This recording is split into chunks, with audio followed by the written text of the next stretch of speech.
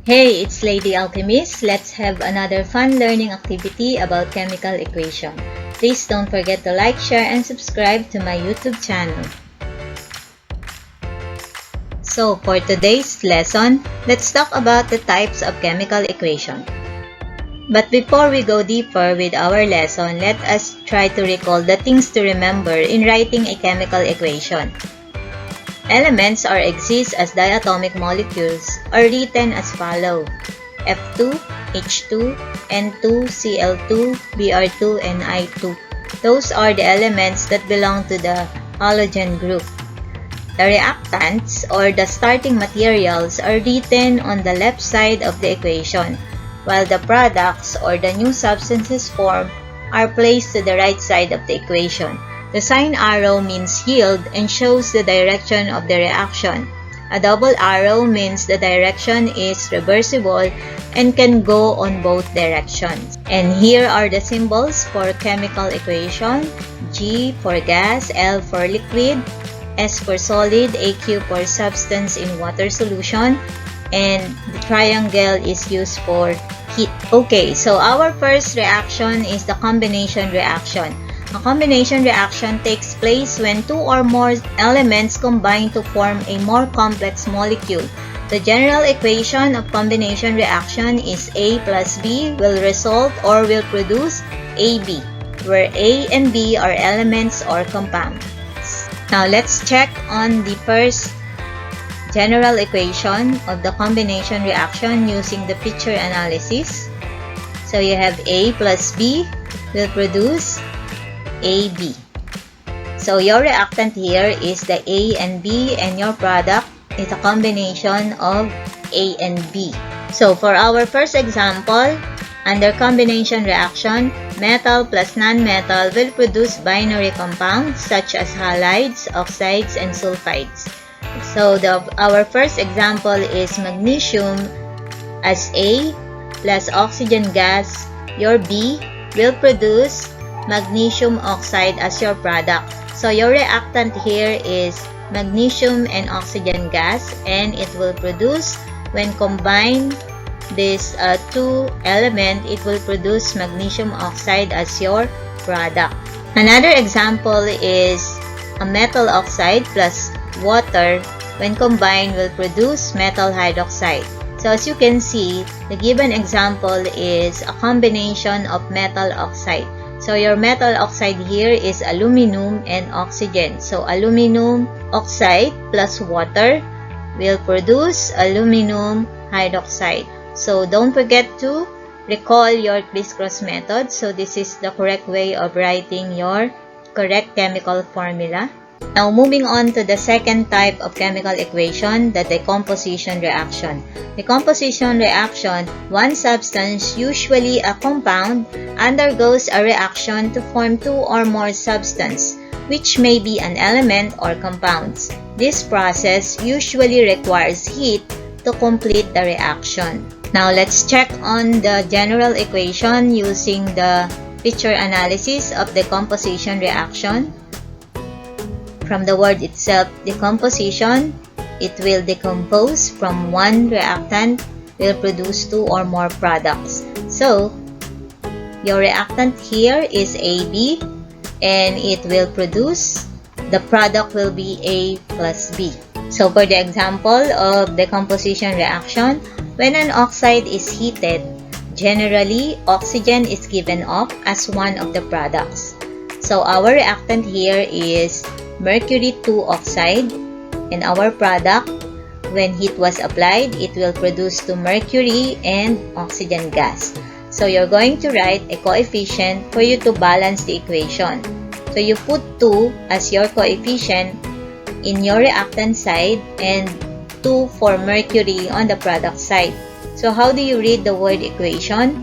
You read that as 2 moles of mercury or 2 moles of solid mercury 2 oxide, when heated, produce 2 moles of liquid mercury and 1 mole of oxygen gas. The third type of chemical equation is a single replacement reaction. So one element reacts by replacing another element in a compound. So let's check on the general equation of single replacement reaction using the picture analysis.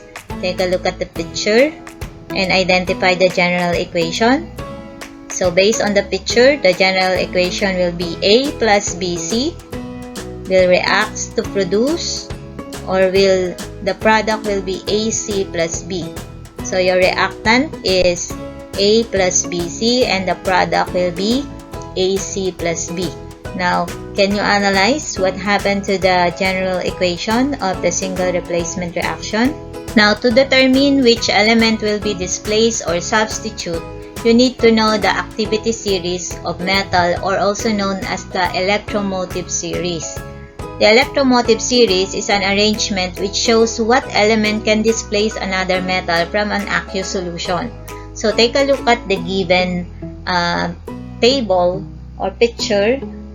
Take note that Li, or lithium, is higher or more active than K, and then K is more active than Ba. Okay, then so check on the activity series. Take a look at the picture.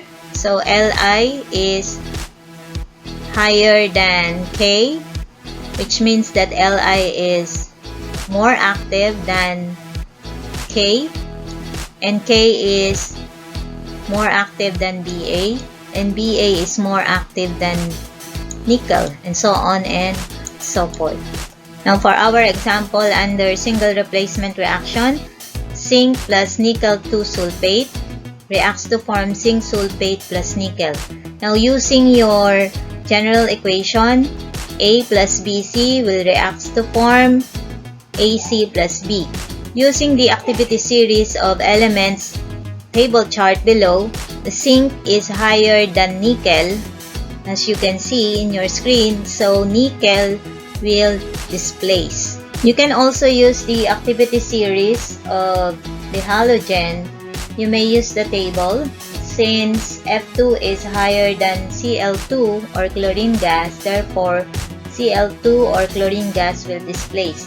Take note that the halogen are diatomic molecules.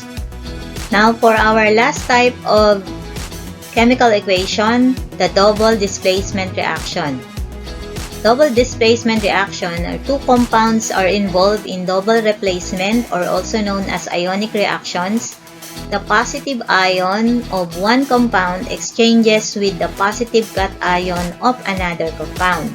Now let's check the general equation of the double displacement reaction, again using the picture analysis.